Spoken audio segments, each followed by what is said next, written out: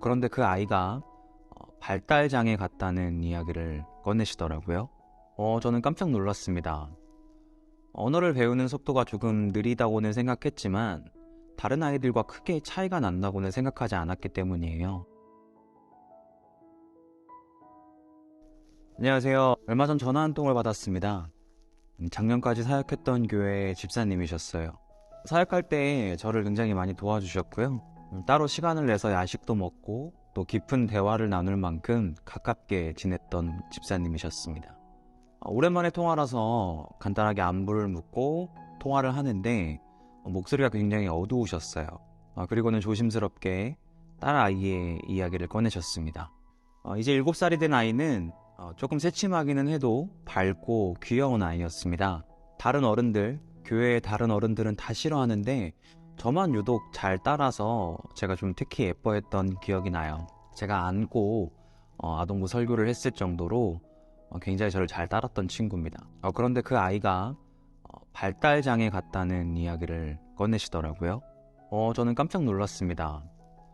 언어를 배우는 속도가 조금 느리다고는 생각했지만 제가 그 아이를 대하면서 특별히 다른 아이들과 다르다는 생각은 많이 하지 않았습니다.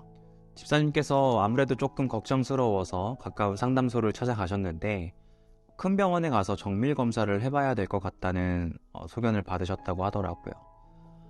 마음이 너무 무너져 내려서 그 즉시 저한테 전화를 하신 거였어요. 그 이야기를 듣고 굉장히 당황스러웠습니다. 제가 유난히 예뻐했던 아이의 일이었기에 더욱 그랬던 것 같아요.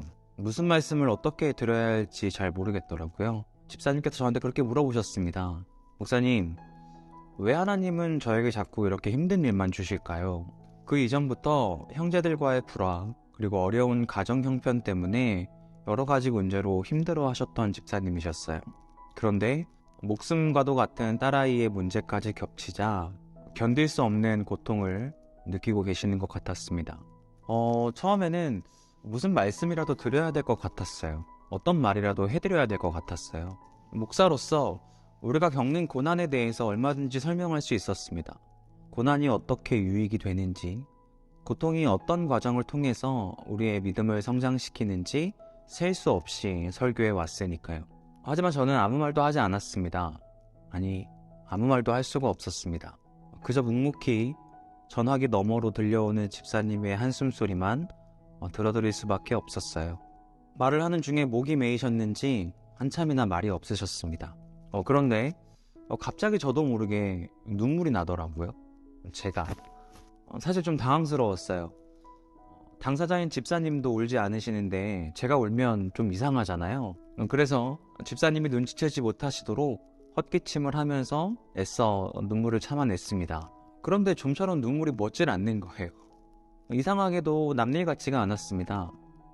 집사님과 친하기도 했고 또 그 아이를 유난히 제가 예뻐했던 것도 사실이지만 그것만으로는 설명하기 어려운 감정이 저를 사로잡았어요. 가끔 그런 경험을 할 때가 있습니다. 마치 제가 상대방의 고통을 고스란히 전해받는 것 같은 경험, 그런 거 말이죠. 제가 결혼한 지 6년이 되어 가는데 아직 아이가 없거든요. 그래서 더 그럴 수도 있었을 것 같아요. 그렇게 눈물을 꾹 참고 있는데 눈물은 소리가 나지 않지만 콧물은 참을 수가 없더라고요. 왜 눈물 날 때는 코가 촉촉해지잖아요. 자꾸 제가 콧물을 들이키니까 집사님도 제가 울고 있다는 사실을 눈치를 채신 모양입니다. 그리고는 오히려 재밌어 하셨어요.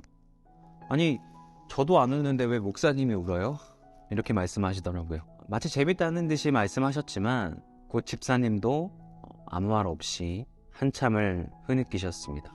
그리고는 한참 후에 조금 진정이 되셨는지 마음을 다잡고는 저에게 감사 인사를 하셨어요. 그런데 그 인사가 단순히 형식적으로 들리지 않았습니다. 지금까지 많은 사람들과 이야기하면서 감사의 표현을 들은 것도 여러 번이지만 너무 달랐어요. 그냥 형식적인 인사처럼 들리지 않았던 거죠. 너무너무 감사하다면서 저에게 전화하기를 정말 잘했다고 그렇게 말씀하셨죠.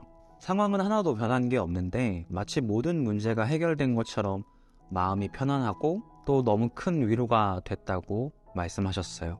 저는 한 게 아무것도 없는데 말이죠. 이 일을 통해서 제가 한 가지 깨달은 것이 있습니다. 그냥 온 마음을 다해서 솔직한 감정으로 진정성 어린 태도로 상대방의 이야기를 듣고 또 공감하는 것만으로도 그 무엇보다 따뜻한 위로가 될 수 있다는 사실을 말이죠. 아마 이 영상을 클릭해서 듣고 계시는 분이라면 아마 여러분께도 말 못할 힘든 어려운 일들이 있으실 겁니다. 아니면 여러분 주변에 그런 사람이 있거나요. 누군가 깊은 슬픔에 잠겨서 삶의 희망을 잃어가고 있을 때 망설이지 말고 다가가서 손을 내밀어 주십시오. 상대방을 그 슬픔 가운데에서 다시 일으켜 세울 수 있는 따뜻한 위로는 생각보다 단순하고 생각보다 쉽더라고요. 딱 한 가지 우리에게 필요한 것은 진심 어린 마음입니다. 상대방의 아픔을, 상대방의 상처를 공감할 수 있는 진심 말이에요. 어떤 분께서 이 영상을 보실지는 모르겠지만 혹여 누군가에게 말하고 싶은 일이 있으시다면 여러분의 고민도 제가 들어드리겠습니다.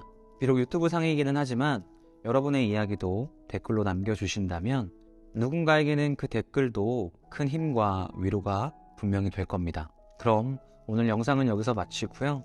다음 따뜻한 위로의 영상으로 여러분들을 찾아뵙도록 하겠습니다. 감사합니다.